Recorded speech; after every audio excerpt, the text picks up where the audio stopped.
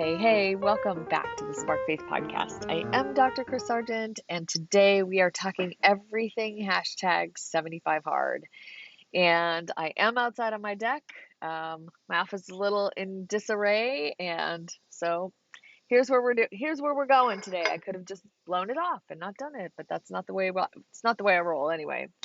So, yes, hashtag 75 hard. The biggest question that I've been asked is, why did you do that? You don't need to lose weight. You're in good shape. Like, why would you do that? Isn't that why people do that? And I think there's a bigger issue here at hand. And the issue is really all about consistency and intent.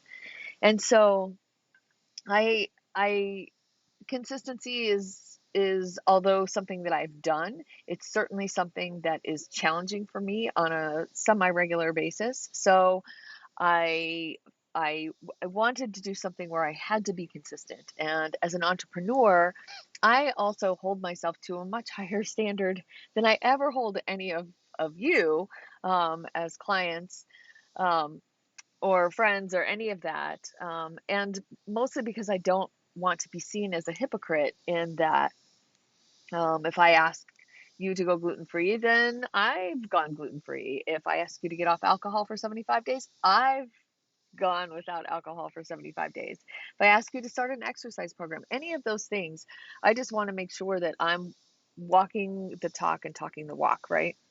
So I just, again, just staying congruent with my belief system.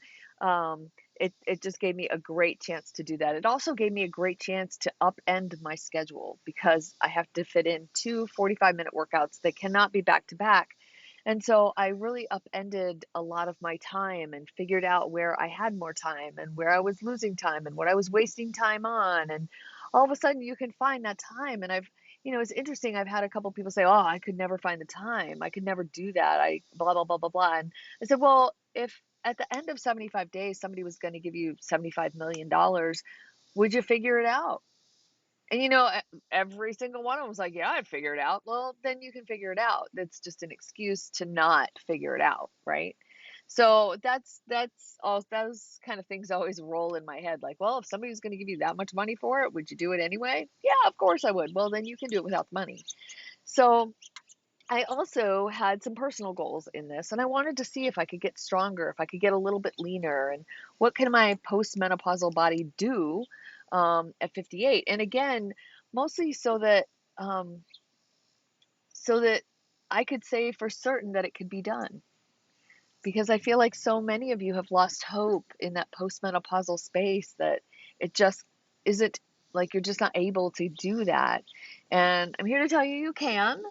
I'm not telling you it's easy. It's simple, but it's not easy. And it's just all about what I've wanted. And I want to be around for my kids, grandkids. You know what I mean? I want to be around. I want to see my grandkids get married. So that's the longer vision. And then thirdly, as I shift gears, I am coaching, doing functional medicine. I'm doing all the labs and all the things that I talk about on my podcast. And I'm also kicking off my speaking business. And so I had to raise up and get over some fears. And this hashtag 75 hard put me in a different mindset to move beyond, to do a little more, to get into that space where, okay, what are you really afraid of, and what can you conquer with that? And so on the list that I post, there's a huge list of things that I learned. One of those things was overcoming my fear of rejection, mostly. So it's I'm a work in progress, and so it's not quite there. I just know that God wanted so much more for me.